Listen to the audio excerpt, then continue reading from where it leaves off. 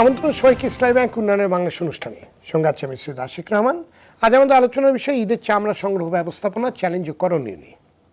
আর এই বিষয়ে আলোচনার জন্য আজ আরটিভির স্টুডিওতে আছেন ঢাকা বিশ্ববিদ্যালয়ের লেদার ইঞ্জিনিয়ারিং অ্যান্ড টেকনোলজি ইনস্টিটিউটের পরিচালক অধ্যাপক ডক্টর মোহাম্মদ মিজানুর রহমান, বাংলাদেশ ট্যানার অ্যাসোসিয়েশনের সভাপতি শাহিন আহমেদ এবং Bangladesh finished leather goods and footwear exporters অ্যাসোসিয়েশনের সভাপতি মহিউদ্দিন আহমেদ মাহিন। দর্শক, দেশের চামড়া শিল্পের জন্য প্রয়োজনীয় কাঁচামালের প্রায় 55% যোগানই আসে ঈদ উল আজহায়। মৎস্য ও প্রাণী সম্পদ মন্ত্রণালয়ের হিসেবে দেশে এবার কোরবানি হতে পারে 1,07,00,000 পশু। এর মধ্যে 53.5 লাখ গরু ও মহিষ, 76 লাখ ছাগল ও ভেড়া এবং বাকি 2,000-এর মতো উট, দুম্বা সহ অন্যান্য পশু। ঈদকে সামনে রেখে প্রতিবারের মতো এবারও চামড়ার দাম নির্ধারণ করে দিয়েছে সরকার। ঢাকায় লবণযুক্ত গরুর চামড়া প্রতি বর্গফুট 55 থেকে 60 টাকা, ঢাকার বাইরে 50 থেকে 55 টাকা। আর ছাগলের চামড়ার দাম সারা দেশে সর্বনিম্ন 18 টাকা থেকে সর্বোচ্চ 25 টাকা নির্ধারণ করা হয়েছে। কিন্তু সরকার দাম বেঁধে দিলেও নির্ধারিত মূল্যে চামড়া বিক্রি কিনে হয় না। ফলে গত কয়েক বছর ধরেই চামড়া সংগ্রহ নিয়ে দেশে বিশৃঙ্খলা চলছে। বিক্রি করতে না পেরে চামড়া রাস্তায় ফেলে দেওয়ার ঘটনা ঘটেছে। ঈদকে ঘিরে লবণ সিন্ডিকেটের কারসাজি এবং চামড়াবাহী পরিবহনে চাঁদাবাজির শঙ্কার কথাও বলেছেন খাত সংশ্লিষ্টরা। তাছাড়া যথাযথ প্রক্রিয়ায় চামড়া ছাড়ানো এবং সংরক্ষণ না করায় প্রতি বছর উল্লেখযোগ্য পরিমাণ চামড়া নষ্ট হচ্ছে। এতে ব্যাপকভাবে ক্ষতিগ্রস্ত হচ্ছে বিপুল মূল্য সংযোজনে সক্ষম রপ্তানির এই খাতটি। দেশে পোশাক খাতের পর সবচেয়ে বড় এবং সম্ভাবনাময় খাত বলা হচ্ছে চামড়া শিল্পকে। অথচ চামড়া ও চামড়াজাত পণ্য রপ্তানি করে 2022-23 অর্থ বছরে বাংলাদেশ আয় করেছে $1.25 বিলিয়ন, যা আগের অর্থ বছরের তুলনায় 2% কম। সরকার 2023 সালের মধ্যে চামড়া খাতের আয় $10 বিলিয়ন উন্নীত করার লক্ষ্য নির্ধারণ করেছে। কিন্তু এই লক্ষ্য কতখানি অর্জিত হবে তা নিয়ে রয়েছে সংশয়। স্বাভাবিক গড়ে তোলা ট্যানারি শিল্পপল্লীর সক্ষমতা ও দক্ষতা নিয়ে রয়েছে প্রশ্ন। অভিযোগ রয়েছে সিটিপির সক্ষমতা নিয়েও। এমন বাস্তবতায় আসন্ন ঈদ উল আজহায় চামড়া সংগ্রহ ও সংরক্ষণ প্রক্রিয়া সুষ্ঠু এবং নির্বিঘ্ন করার পাশাপাশি চামড়া খাতের সম্ভাবনা কাজে লাগাতে করণীয় নিয়ে আজ আমরা আলোচনা করব ইসলামী ব্যাংক উন্নয়নে বাংলাদেশ অনুষ্ঠানে। আলোচনায় আপনাদের সবাইকে স্বাগত জানাচ্ছি। জনাব শাহিন আহমেদ, আপনি যদি আমাদের আজকে আলোচনা শুরু করছি, গত কয়েক বছর ধরে ঈদের চামড়া সংগ্রহ নিয়ে এক ধরনের বিশৃঙ্খলা আমরা দেখেছি। এবারের ঈদে নির্বিঘ্নভাবে যাতে চামড়া সংরক্ষণ করা যায়, যাতে ভ্যালু অ্যাড করা যায়, সেজন্য আপনারা কী ধরনের উদ্যোগ কিংবা প্রস্তুতি নিয়েছেন? ধন্যবাদ আপনাকে। আসলে আপনি যেটা বলেছেন যে চামড়া নিয়ে যে একটা বিশৃঙ্খলা সৃষ্টি হয়, আসলে এটা কিন্তু গত 2 বছর যাবৎ হয় না। এটা না হওয়ার কারণ হলো ব্যবস্থাপনা। কারণ আমরা শিল্প মন্ত্রণালয় এবং বাণিজ্য মন্ত্রণালয় সহ আমরা সিদ্ধান্ত নিয়েছিলাম 2 বছর পূর্বে যে ঢাকার বাইরের চামড়া ঢাকার ভিতরে কোনোভাবেই ঈদের দিন আপনার প্রবেশ করবে না, এবং 7 দিন যাবৎ আপনার ঢাকার বাইরের চামড়া আপনার বাইরের লবণ দিয়ে আপনার প্রিজার্ভেশন করে রাখবে, এবং পাশাপাশি আপনার ঢাকার চামড়াগুলো আমরা যাতে ম্যানেজমেন্ট করতে পারি সহজভাবে, সেইগুলোর ব্যবস্থা গ্রহণ করতে হবে। আপনি জানেন যে এখানে লালবাগ পোস্তা কেন্দ্রিক একটা আড়ত প্রতিষ্ঠিত হয়েছিল সেই 50 বছর পূর্বে। এখন কিন্তু ধীরে ধীরে সেখানে সক্ষমতা কমে গেছে, অর্থাৎ তাদের আড়ত অনেকাংশে বন্ধ হয়ে গেছে। সেইখানে দেখা যায় যে ঢাকার পার্শ্ববর্তী যে জেলাগুলো আছে, বিশেষত আপনার টাঙ্গাইল, আপনার কুমিল্লা, ভৈরব, নরসিংদী, এসব এলাকা থেকে যে চামড়াগুলো আপনার রাতে আসে ঈদের দিন, সে সময় কিন্তু তাদের সেই সক্ষমতা নেই আপনার এই চামড়াগুলো প্রক্রিয়াজাত করা, যার ফলে দেখা গেছে যে অনেকেই আপনার চামড়া নিয়ে আপনার ফেলে দিয়ে আপনার চলে গিয়েছে। তো এরকম কিছু আমাদের অভিজ্ঞতা হওয়ার কারণেই কিন্তু আমরা এই ব্যবস্থাপনা নিয়েছি, এবং যার ফলে দেখা যায় যে আপনার আসলে মানুষ অনুৎসাহিত হয়ে মৌসুমী ব্যবসায়ীর এই ব্যবসা থেকে আপনার দূরে সরে যাচ্ছে আপনার। জি, ধন্যবাদ আপনাকে। আপনার কাছে পরে আমি আবার আসবো। জনাব মহিউদ্দিন আহমেদ মাহিন, এবারে ঈদের চামড়া সংগ্রহের ব্যবস্থাপনায় কী ধরনের চ্যালেঞ্জ আপনারা দেখছেন? আমি মনে করি যে আমরা ইতিপূর্বে জনাব শাহিন আহমেদের কাছে আপনি শুনলেন, আমি মনে করি যে একটা চ্যালেঞ্জ হলো গিয়ে আমাদের যে গতানুগতিক চিন্তার বাইরে বেরিয়ে আসতে হবে। অ্যাকচুয়ালি আমরা যে কুরবানিটা দিই, এটা তো আমাদের একটা ধর্মীয় দায়িত্ব। বাংলাদেশে মুসলিম যারা আছেন, আমাদের ধর্মীয় দায়িত্ব হিসাবে আমরা কুরবানি দেই এবং কুরবানির মাংস বিতরণ করি দুস্থদের মাঝে। এইটা যেমন করে একটা ধর্মীয় দায়িত্ব, আমাদের আরেকটা ধর্মীয় দায়িত্ব আমরা পুরোপুরি একেবারে সম্পূর্ণ কুরবানি দাতা যিনি আছেন তিনি সম্পূর্ণ ওভারলুক করে যান।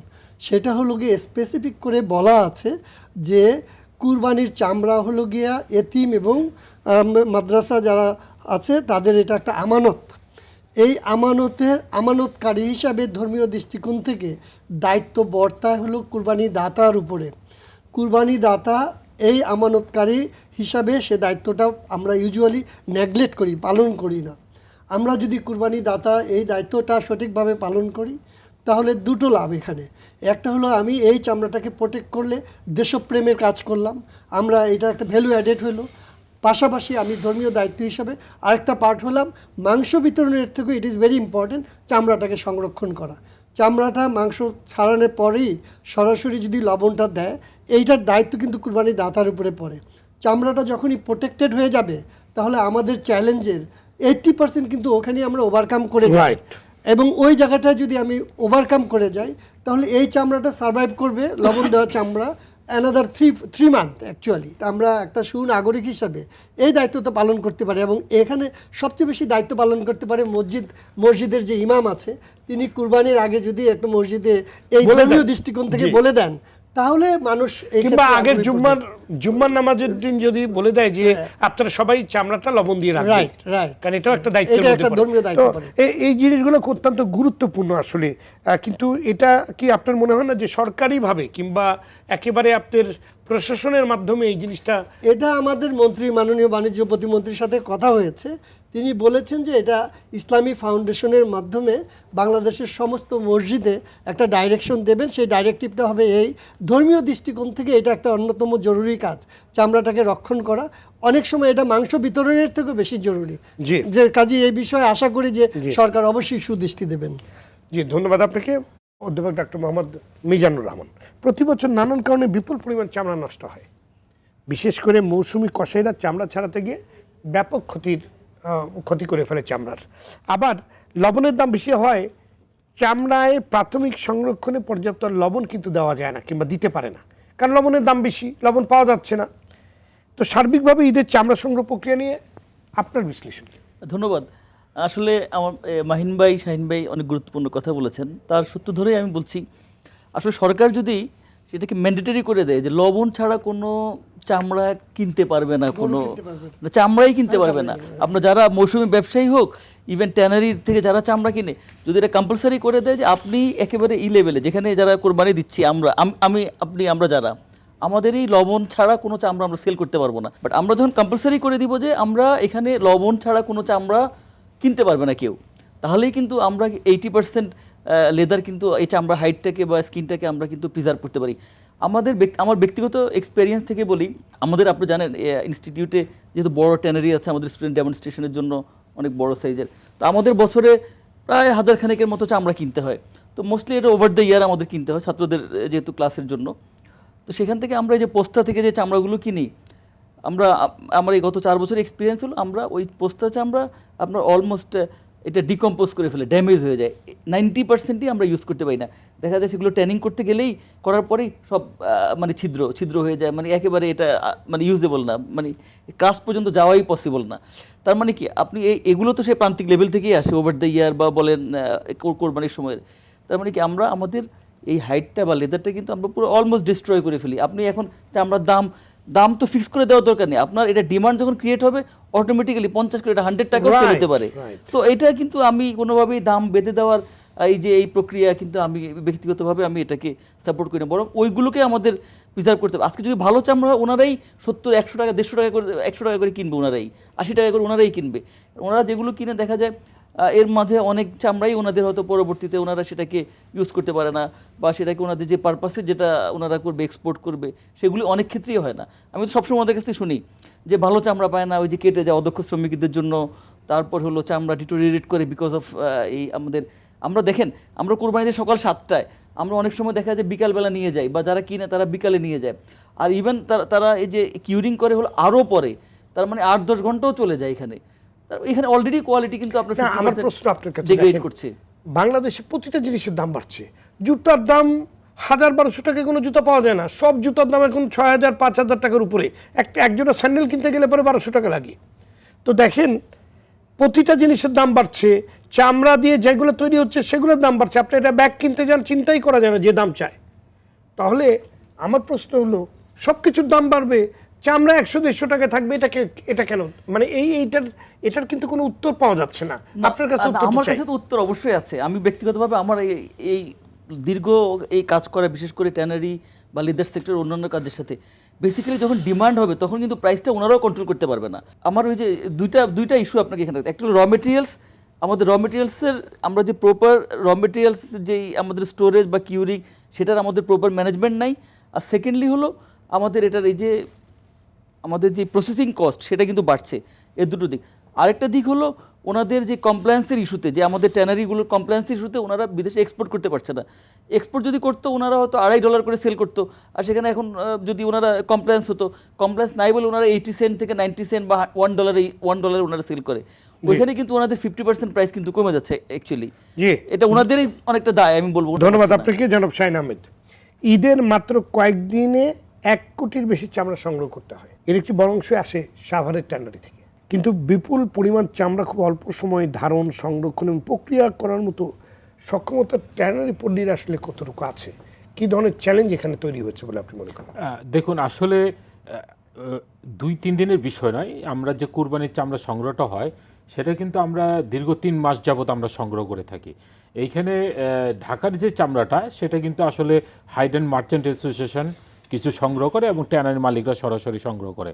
আর ঢাকার বাইরে চামড়াগুলো কিন্তু লবণ দিয়ে আপনার সেখানে বিভিন্ন আড়তগুলোতে প্রিজারভেশন করে রাখে। আমাদের প্রতিনিধিরা গিয়ে আপনার যে বড় বড় হাটগুলো আছে, মোকামগুলো আছে, সেখানে গিয়ে আপনার এইগুলো আপনার সিলেকশন করে আপনার এই চামড়াগুলো ক্রয় করে। এইটা দীর্ঘ 3 মাসের প্রক্রিয়া। এই 3 মাসের প্রক্রিয়া আমরা কিন্তু এটা সম্পন্ন করি।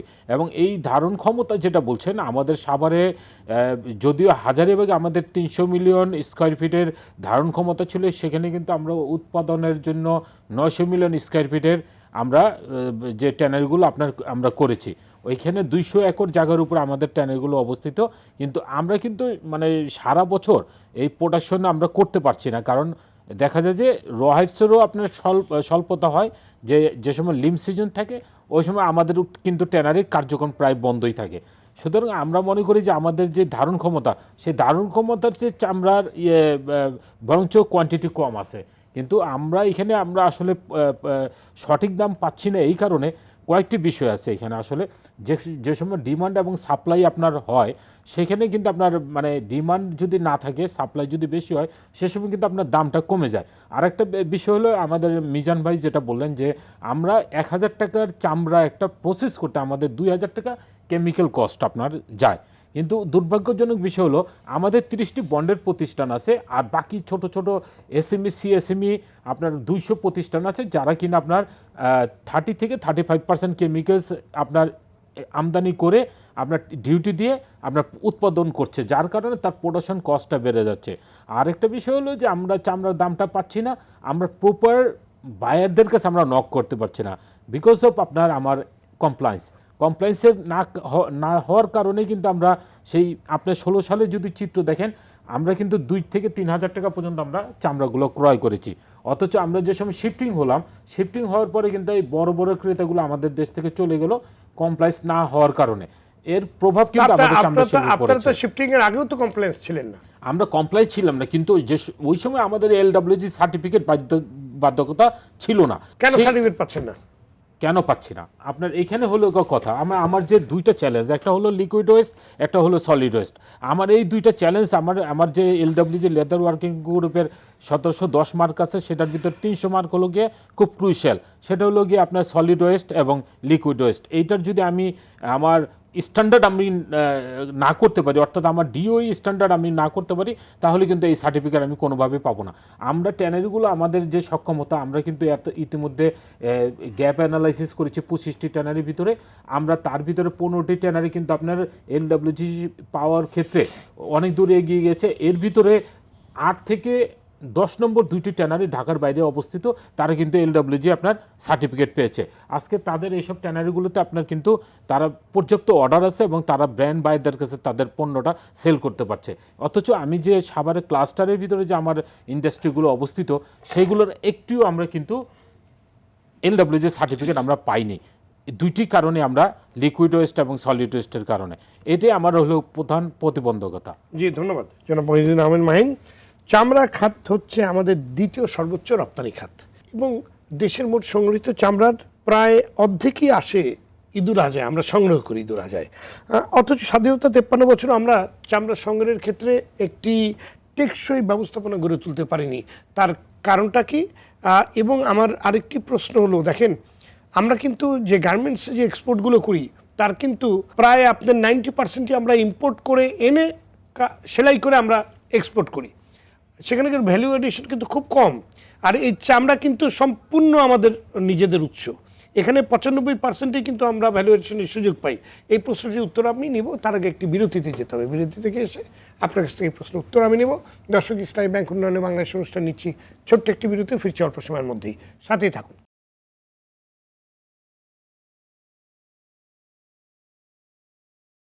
দর্শক, বিরতির পর আবার স্বাগত ইসলামী ব্যাংক উন্নয়নে বাংলাদেশ অনুষ্ঠানে, সঙ্গে আছে আমি সৈয়দ আশিক রহমান। আজ আমরা আলোচনা করছি ঈদের চামড়া সংগ্রহ ব্যবস্থাপনা চ্যালেঞ্জ ও করণীয় নিয়ে। আমরা ফিরছি আলোচনায়। জনাব মহিউদ্দিন আহমেদ মাহিন, বিরতির পূর্বে যে প্রশ্নটি আপনার কাছে ছিল যে চামড়া খাত হচ্ছে আমাদের দ্বিতীয় সর্বোচ্চ রপ্তানি খাত এবং দেশে মোট সংগৃহীত চামড়ার প্রায় অর্ধেকের বেশি আসে এই কোরবানির ঈদের সময়, ঈদুল আজহায় আমরা সংগ্রহ করি। কিন্তু অথচ স্বাধীনতা 53 বছর আমরা পার করেছি, অথচ চামড়া সংগ্রহের একটি টেকসই ব্যবস্থাপনা আমরা গড়ে তুলতে পারিনি। এবং এই খাতে কিন্তু ভ্যালু এডিশন 95%, কারণ আপনার এইটা আমরা নিজেদের উৎস থেকে হয়, এর কাঁচামাল পুরোটুকুই আমাদের দেশের, শুধুমাত্র কেমিক্যালগুলো আপনাদের ইম্পোর্ট করতে হয়।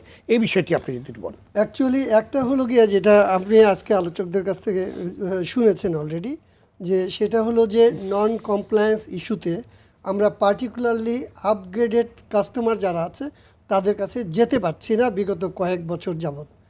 একটা সময় ছিল, আজ থেকে এক যুগ আগে ছিল যে চামড়াটা ওয়ার্ল্ড ওয়াইড ছিল একটা, এটা ভেরি ইম্পর্ট্যান্ট একটা থিং। তখন ছিল এটা একটা এসেন্সিয়াল কমোডিটি। সেটা হলো গরিব হোক আর মিডল ক্লাস হোক আর আপার ক্লাস হোক, সকলেই তাদেরকে চামড়ার জুতো ব্যবহার করতে হতো, no other choice, but because of no choice, by choice না, যে তাকে এই যে বরফ পড়ে ইয়েটা পড়ে এগুলোর কারণে গরিব দেশে হোক আর ইউরোপের সমস্ত জায়গায় আমেরিকাতে তাকে চামড়া জুতা পরতে হতো। এখন একটা সায়েন্সের যে ডেভেলপমেন্ট হয়ে আসছে এই গত এক যুগে, এখন নন লেদার একটা এসছে, এখন এই আমাদের দেশে আসে। আপনি দেখেন এখন নন লেদার আসার কারণে আমাদের প্রায় 70% ওয়ার্ল্ড মার্কেট এখন যে মানে কন্ট্রোল করে হলো non leather shoes. That is lower class, middle class, upper middle ক্লাসের একটা বৃহৎ অংশ এখন নন লেদার শুতে অভ্যস্ত হয়ে গেছে। লেদার আর এসেনশিয়াল কমোডিটি না, লেদার এখন চলে এসছে লাক্সারিতে।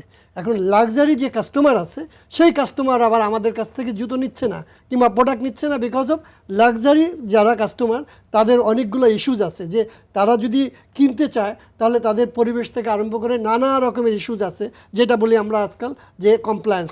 তো লেদারের জন্য কমপ্লায়েন্স হলো যে LWG, লেদার ওয়ার্কিং গ্রুপ। এই কমপ্লায়েন্সের আওতায় যতগুলো মানে বায়ার আছে পৃথিবীতে, তাদের কন্ডিশন হলো এই যে পরিবেশগতভাবে যদি কোনো রকমের দূষণ হয় তাহলে সেখানকার কোনো চামড়া দিয়ে আমরা কোনো জুতো করলে আমরা কিনবো না। আমরা তো এই কাস্টমারগুলো হারিয়ে ফেলেছি। আমাদের এখন বিক্রি করতে হচ্ছে একটা মাত্র জায়গায়, মেজরিটি, সেটা হলো চায়নাতে।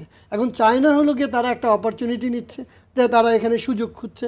তারা 100 টাকার জিনিস 80 টাকা হলে কিনবে, 100 টাকার জিনিস 102 টাকা হলে কিনবে না। কাজে আমরা লসে বিক্রি করতে হচ্ছি। আমরা কেন বিক্রি করছি? আমরা নো চয়েস গ্রুপের লোক, আমরা বাই চয়েস গ্রুপের লোক না। এখন এটা কিন্তু মানুষ করে দিতে হবে, একটা পর্যায়ে নিয়ে যেতে হবে। দেন তারপরে যদি গভর্নমেন্টের প্রতিষ্ঠান মনে করে যে এটা আমরা ট্যানারিদেরকে ছেড়ে দেবো, ট্যানারি ওনাররা তারা মিলিয়ে এটা চালাবে, it is our problem, will face the consequence. আপনারা যদি চালাতে চান তাহলে তো সমস্যা কোথায়? এটার একটা প্রেক্ষাপট আছে, এটাকে তৈরি করে দিতে হবে, কিছুটা হলে তো দিতে হবে। চট করে কি করে এখন হুট করে বলবে যে আমি পারবো না তুমি নিয়ে নাও, এটা তো আর হবে না। একটা পর্যায়ে নিয়ে এসে যদি আমাদেরকে দিয়ে দেওয়া হয়, আমরা অবশ্যই রিথিঙ্ক করব কি করে এটাকে চালানো যায় এবং নন কমপ্লায়েন্সটাকে নিজেদেরকে আমরা বেরিয়ে আসতে পারি, সেই জায়গাটা আসতে হবে, সেটা আমরা করতে পারি। আমি একটু মিজান সাহেবের একটা বিষয় আপনাকে সাপ্লিমেন্ট করি, যেটা আপনি বলছিলেন যে 1200 টাকার চামড়া কেন 5000 টাকা কেনেই আমরা। এখানে একটা চিন্তা করতে হবে যে ব্র্যান্ড যে কাস্টমার বায়ার আছে আমাদের এখানে যারা বানায় ব্র্যান্ড শু ফ্যাক্টরিগুলো, তারা যদি 1500 টাকা যদি তার জুতার কস্ট হয়, 2500 টাকা তারপরে হলো ব্যাংকের কস্ট। সে যদি 100 কোটি 200 কোটি টাকা লোন নেয়, তার এই 5 বছরে এই লোনটা শোধ দিতে গেলে তার যে ওভারহেডটা আছে, সেই ওভারহেডটা তো প্রায় 2500 টাকা। তা 2500 টাকা তার জুতা যদি 100টা হয়, সেখানে 20-30% দেখা যায় বিভিন্ন মডেলের বিক্রি হয় না, সেটা তাকে অ্যাড করতে হয়। অ্যাড করতে গেলে 1500 টাকার জুতা হয়ে যায় 4000 টাকা। কাজে এটা তো কোনো চয়েস নেই, এটা তো ব্যবসায়ী যিনি আছেন, যারা ইনভেস্ট করেছেন, তিনি তো তার ব্যাংকের পুঁজি তাকে শোধ দিতে হবে। তা শোধ দিতে গেলে ইন্টারেস্ট অ্যান্ড প্রিন্সিপাল অ্যামাউন্ট যদি যোগ করে, তাহলে এটা 4000 টাকা হয়, তার মিনিমাম প্রফিট তো সেখানে লাগবেই। ধন্যবাদ আপনাকে অধ্যাপক ডক্টর মোহাম্মদ মিজানুর রহমান। এই যে উনি ব্যাখ্যাটা দিলেন যে এই যে 800 টাকার চামড়ায় একটা জুতা কিংবা একটা পণ্য তৈরি করতে গেলে সেটা আসলে 5000 টাকা পড়ে যাচ্ছে, কারণ উনি যে হিসাবগুলো দিলেন ব্যাংকের লোন, তারপর যেগুলো সেল হয় না, এগুলো সব কিছু অন টপ করে, তো এগুলো লাইবিলিটি আবার ভোক্তাকে কেন নিতে হবে? আপনি যদি ধন্যবাদ। আসলে আপনি যথার্থই বলেছেন। আসলে মাহিন ভাই যেটা বলেছেন এটা অনেকাংশই সত্য, তবে আমার মনে হয় পুরোপুরি অনেক বেশি সরলীকরণ কিনা? না, এটা খুব সরলীকরণ হিসাব। বক্তার উপর আসলে এই ধরনের হিসাব আসলে কোনোভাবেই আশা মানে অ্যাকসেপ্টেবল না। মানে উনি বিজনেস ক্লাসে যাবেন করবেন এবং ওনার বিজনেসের মিটিং করবেন, ওটাও ভোক্তাকে দিতে হবে। হ্যাঁ, সেটাই ব্যাপারটা, আসলে সেটাই হচ্ছে। তো সেটা অ্যাকচুয়ালি ওই যেটা 1500 টাকার কস্টিং হলে সেটা হয়তো আমাদের 2500 টাকা হতে পারে ম্যাক্সিমাম। এটা পর্যন্ত হলে ধরেন আমাদের সবার জন্য সহনীয়। তবে হ্যাঁ, আমাদের যারা উনি যেটা বলেন যে ব্র্যান্ড বায়াররা, আসলে তাদের যে প্রাইসিংটা তারা করে সেটা আসলে কোনোভাবে যৌক্তিক না। এটা আমাদের ব্যক্তিগতভাবে আমাদের সবারই, আপনার আমাদের সবারই সেটা, আমি নিজে এই একেবারে এই সেক্টরের সাথে ওতপ্রোতভাবে জড়িত থেকেও আমি বুঝি যে আসলে অনেকাংশেই সেই দামটা বেশি। তবে হ্যাঁ, কিছু বিষয় আছে যেটা সেগুলো তো তাদের কনসিডার করতে হয়, যে তাদের যেহেতু একটা ব্র্যান্ড ভ্যালু আছে, তারা কোনোভাবেই সেটাকে ডিক্রিজ করতে চায় না, যে তারা রাখতে চায় যে আমাদের একটা কমন ফিলসফি বা আমাদের একটা মাইন্ডসেট বলে আমরা একটু বেশি দাম হলে ভাবি যে এটার কোয়ালিটি বোধ হয় একটু বেটার। সো ওই জিনিসগুলো, ওই সাইকোলজিগুলোকেও তারা আসলে সেখানে কাজে লাগায়। সব কিছু মিলিয়েই এই প্রাইসিংগুলো আসলে একটু বেশি। সেটা আরেকটা বিষয়, যে বিষয়টা মাহিন ভাই বললেন যেটা কমপ্লায়েন্সের ইস্যুটা, সেটা আমরা শুধু সরকারের উপর দায় দিলেই হবে না। যখন এই সিটিপিটা করেছিল তখন আসলে এটা যেই প্রক্রিয়াটা করা হয়েছিল, ওনাদের ব্যবসায়িক দিক থেকে ওনারা সেই রেজিস্ট্রিবিলিটিটা শো করতে পারে নাই, করলে হয়তো আজকে এই সমস্যাগুলো হতো না। আমার মনে হয় এই আমাদের যে, আপনি জানেন ঢাকার বাইরে 3টা ট্যানারি আছে অলরেডি LWG সার্টিফাইড, এর মধ্যে একটা আছে কিন্তু গোল্ড সার্টিফাইড। আর সো ওনাদেরও কিন্তু প্রায় 15-20টা ট্যানারি আছে, অ্যাটলিস্ট 15টা ট্যানারি আছে যারা কিন্তু এখনই কিন্তু ওদের চেয়ে কিন্তু কোয়ালিটি কোনো অংশে কিন্তু এনাদের কিন্তু খারাপ নেই। তো ওনারা পাওয়ার মতো অবস্থায় আছে। শুধু এই কয়েকটা প্রবলেম আছে, এগুলো সলভ করলেও তো হয়ে যাবে। এটা একটা সরকারকে একটা অ্যাগ্রেসিভ ইনিশিয়েটিভ নিয়ে এই কাজটা করে দিতে হবে ইমিডিয়েটলি। আমরা তো যতটুকু জানি সরকার আপনার একটা চামড়ার খাতের উন্নয়নে উচ্চ ক্ষমতা সম্পন্ন একটি টাস্ক ফোর্স তৈরি করেছে, কিন্তু উচ্চ ক্ষমতা সম্পন্ন টাস্ক ফোর্স তৈরি করে, যেখানে কিন্তু আমাদের সালমান এফ রহমান বাণিজ্য উপদেষ্টা উনিও রয়েছেন, উনি তার শিল্পমন্ত্রী 6 জন বা 7 জন বাণিজ্য মন্ত্রী আছেন, মানে 7টা বৈঠকও তাদের হচ্ছে। তারপরেও কেন আপনার এটা সমাধান হয় না? আমাদের কাছে কিন্তু ওইটা একটা বড় প্রশ্ন। সেই জিনিসটা আমরাও সব জায়গায় বলি, আমরা সবসময় বলছি যে এটা করতে হবে, কিন্তু আসলে মোটামুটি একটা সমঝোতা ওনারাও এসছেন এখন, যে এটা যে ইটাল প্রগতি, যেটা ইটালিয়ান একটা কোম্পানি, তাদের মাধ্যমে করাতে হবে। তো এটা করাতে হবে, সেই জায়গাটাও কিন্তু সিদ্ধান্ত হয়েছে 1 বছর হয়েছে। এই 1 বছরের মধ্যে কিন্তু কাজটা শুরু করা যেত, কিন্তু সেই শুরুটা আর হচ্ছে না। সেটা আমি আশা করি যে আপনার হয়তো আজকের এই অনুষ্ঠানের পরে হয়তো শুরু হয়ে যাবে, ঈদের পরেই আমরা আশা করি যে এটা শুরু হোক, সেই প্রত্যাশাই আমাদের থাকবে। জি, ধন্যবাদ আপনাকে জনাব শাহিন আহমেদ। এই সংকটগুলো সমাধানে সরকারের কাছে আপনাদের প্রত্যাশা কি? আপনার সরকারের কাছে তো আপনাদের বলতে হবে, মানে আপনাদেরই কি চাওয়া, আপনাদের আসলে প্রত্যাশাটা কি? দেখুন, মাননীয় প্রধানমন্ত্রী গত বছর আপনার যে ব্লিজ সম্মেলন হয়েছিল, সেখানে কিন্তু লেদার অথরিটি একটা ঘোষণা করেছেন, leather development authority under his secretary. আপনার তার যে সেক্রেটারি, এটার ওনাকে দায়িত্ব দিয়েছেন এই অথরিটির দেখভাল করার জন্য। এখানে আমি মনে করি যে মাননীয় প্রধানমন্ত্রী কিন্তু আন্তরিক এবং সরকারও আন্তরিক। আমরা প্রায় প্রাইম মিনিস্টার অফিসে আমরা মিটিং করি, আমরা আমাদের যে সমস্যাগুলো, আমাদের সেই সমস্যাগুলো চিহ্নিত করে আমরা তাদেরকে সমাধান করার জন্য বলছি। আসলে আপনি যথার্থ বলেছেন, আমরা কেন অ্যাগ্রেসিভ হই না। আমাদের এখানে কয়েকটি সমস্যা। আসলে আমাদের যে ওয়েস্ট ট্রিটমেন্ট প্ল্যান্ট কোম্পানি গঠন করা হয়েছে, সেই কোম্পানির আমরা কিন্তু কয়েকজন ডাইরেক্টর আছে, আমরা ট্যানারি মালিকরা, অথচ এইখানে কিন্তু মূল যে চেয়ারপারসন আছেন উনি কিন্তু বেসিক চেয়ারম্যান, এবং এখানে কিছু সরকারি আমলা আছেন। সেই আমলাতান্ত্রিক জটিলতার কারণে কিন্তু আমাদের সিটিপির কন্ডিশন দিন দিন আপনার ডিটোরেট করেছে। আমরা মনে করি যে পার্শ্ববর্তী দেশ ভারত, অর্থাৎ কলকাতা, চেন্নাই সহ যে আপনার লেদার হাবগুলো আছে, সেখানে কিন্তু ইটিপি পরিচালনা করছে প্রাইভেট সেক্টর।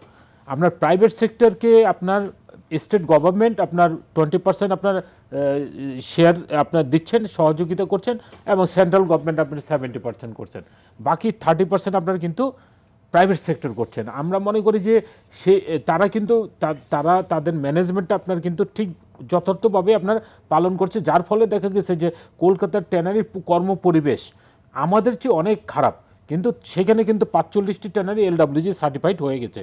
আর চেন্নাইতে আপনার প্রায় 70টি আপনার LWG সার্টিফাইড ফ্যাক্টরি আছে। কিন্তু আমি বলছি যে এইখানে আসলে আমি যে সরকারের দায়িত্বে থেকে আমি যদি বলি যে ট্যানারি আমি বন্ধ করে দিব, আমি যদি মিডিয়াকে ডেকে বলি আমি এই ব্যবসা আমি বন্ধ করে দেবো, এইভাবে চলতে পারে না, তাহলে কিন্তু একটা রং মেসেজ যায়।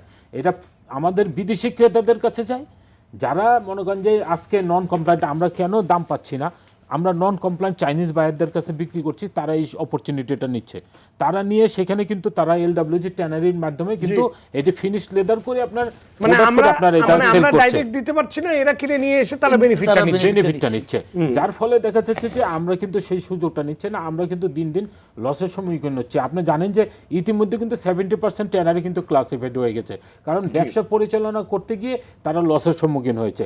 এখানে আমরা কিন্তু পুঁজি হারিয়েছি, আমরা 8,000 কোটি টাকা ওখানে বিনিয়োগ করেছি, আমাদের যে ওয়ার্কিং ক্যাপিটাল ছিল সেটাও কিন্তু আমাদের নেই।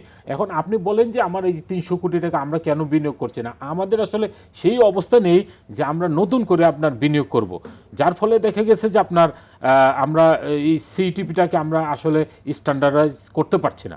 ধন্যবাদ আপনাকে। জনাব মহিউদ্দিন আহমেদ মাহিন, 2024 সালে চামড়া খাতের রপ্তানি আয় $5 বিলিয়ন এবং 2030 সালের মধ্যে $10 বিলিয়ন নেয়ার লক্ষ্যমাত্রা ঠিক করা হয়েছে, কিন্তু 2024 সালে অর্ধেক পার হয়ে গেলেও লক্ষ্য অর্জন হয়েছে 4 ভাগের শুধুমাত্র 1 ভাগ। তাহলে 2030 সালের মধ্যে কিভাবে এই লক্ষ্য অর্জন করা সম্ভব হবে? Thank you. আপনি দেখেন 2017 সালে যখন মাননীয় প্রধানমন্ত্রী প্রোডাক্ট অফ দ্য ইয়ার ঘোষণা করলেন লেদারকে, সেই 2017 সালে আমাদের এক্সপোর্ট ছিল $1.25 বিলিয়ন। 17 সাল থেকে এটা এখন 2024 সাল, আমরা এই 23-এ এসে একটু আগে আপনি বললেন যে এ বছরে লাস্ট ইয়ারে আমাদের এক্সপোর্ট হয়েছে অ্যাবাউট $1.25 বিলিয়ন। মাঝে আমরা নিচের দিকে ছিলাম, ডাউন সিনড্রোম ছিল, এখন আবার এসে ওই 2017-তে মানে 17-র জায়গায় আসলাম, মানে আমরা মাঝখানে 7টা বছর আমাদের জীবন থেকে হারিয়ে গেল। তো এইভাবে যদি জীবন থেকে হারিয়ে যায় 7টা বছর, আরও 7 বছর যদি হারিয়ে যায়, তাহলে আমাদের তো $10 বিলিয়ন একটা দুঃস্বপ্ন হিসাবে থাকবে। $10 বিলিয়ন আয় করতে গেলে, নতুন 3 মিলিয়ন লোককে কর্মসংস্থান দিতে গেলে আমাদের অ্যাগ্রেসিভ যে কাজগুলো করতে হবে, তার মধ্যে একটা হলো গিয়ে আমাদের এই লেদার সেক্টর হলো গিয়ে, যেটা বলেছেন যে বাংলাদেশে পৃথিবীতে এটা 10তম দেশ অ্যাবাউট যে র মেটেরিয়ালস প্রকিউরমেন্টে। আমাদের দেশে যে র মেটেরিয়াল আছে, সেই র মেটেরিয়াল দিয়ে আমরা যদি শতভাগ রপ্তানি করি, মানে প্রোডাক্টে ট্রান্সফার করে, তাহলে এই অ্যাচিভমেন্ট সম্ভব, এটা সকলেই আমরা জানি। কিন্তু সেই অ্যাচিভমেন্টটাকে আমরা যদি করতে চাই, এটা তো অন্য কেউ এসে করবে না, এটা এই ট্যানারি ওনার, ট্যানারি যারা আছে তারাই তাদেরকেই করতে হবে।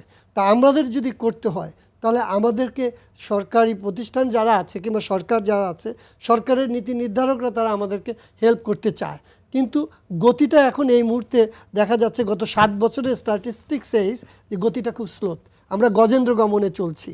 হ্যাঁ, তো এখন এটাকে যদি আমি খুব ফোর্সলি যদি বলি যে বেশ কিছু ইনিশিয়েটিভ নিয়ে আমাকে নন কমপ্লায়েন্সের থেকে বেরিয়ে এসে এখানে যেটা বললেন আপনি 300 কোটি টাকা, পারলে এটা কালকে না, এটা আরও 6 মাস আগেই হওয়া উচিত ছিল, যে এইটা নিয়ে যদি আমরা মানে অ্যাগ্রেসিভলি দেখেন যে এখানে যদি আমার 3 মিলিয়ন পিপুলের কর্মসংস্থান আমরা মাথার মধ্যে রাখি, আমরা যদি $10 বিলিয়ন আয় করার স্বপ্ন দেখি, তাহলে এই 300 কোটি টাকা কি?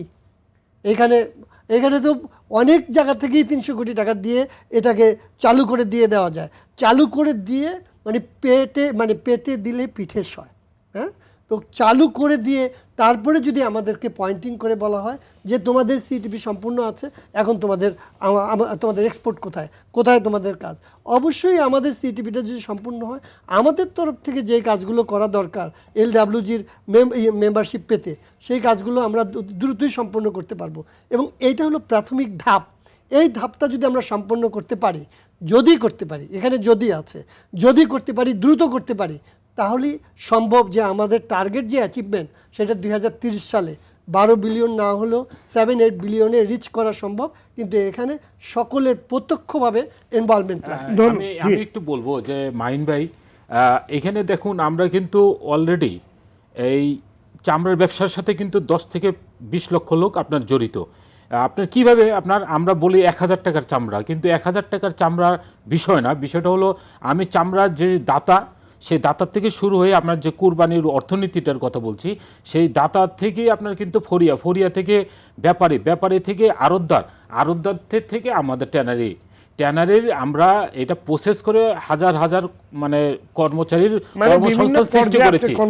কর্মসংস্থান সৃষ্টি করেছি। এটা সার্কুলার ওটা তো ইকোনমি বলাই যায়, প্রান্তিক চাষি থেকে আরম্ভ করে জুতো পর্যন্ত এখানে বিভিন্ন রকমের যে আমার মনে হয় একটু মানে আপনাদের আরো বেটার কোঅর্ডিনেশন করে সরকারের সাথে বসা, এবং এটা নিয়ে খুব মানে অনেক দেরি হয়ে গেছে, খুব জোরালোভাবে আমার মনে হয় পদক্ষেপ নেওয়া উচিত।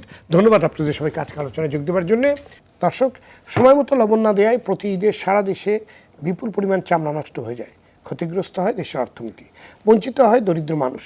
এই প্রবণতা থেকে বেরোতে হলে জনসচেতনতা বাড়াতে হবে, সাধারণ মানুষকে চামড়ার প্রয়োজনীয়তা সম্পর্কে বোঝাতে হবে, চামড়া ছাড়ানোর সঙ্গে সঙ্গে লবণ দেওয়ার ব্যবস্থা করতে হবে, লবণ নিয়ে যাতে কেউ কারসাজি করতে না পারে তা নিশ্চিত করতে হবে, কোরবানির চামড়া সঠিকভাবে ছাড়ানো, সংরক্ষণ ও মানসম্পন্ন পরিবেশ নিশ্চিত করতে সংশ্লিষ্টদের প্রশিক্ষণের ব্যবস্থা করতে হবে, চামড়া ব্যবসায়ীদের যাতে চামড়া সংগ্রহ করতে গিয়ে পুঁজি সংকটে পড়তে না হয় তা নিশ্চিত করতে হবে, চামড়া পরিবহনে যাতে ব্যবসায়ীদের চাঁদাবাজির শিকার হতে না হয় তা নিশ্চিত করতে হবে, চামড়া খাতের যে সম্ভাবনা রয়েছে তা কাজে লাগাতে ট্যানারি শিল্পের সংকটগুলো চিহ্নিত করে সমাধান করতে হবে। দর্শক, আজ পর্যন্তই, আগামী সপ্তাহে আবারও ফিরে আসবো। সে পর্যন্ত সবাই ভালো থাকুন, সুস্থ থাকুন, সঙ্গে থাকার জন্য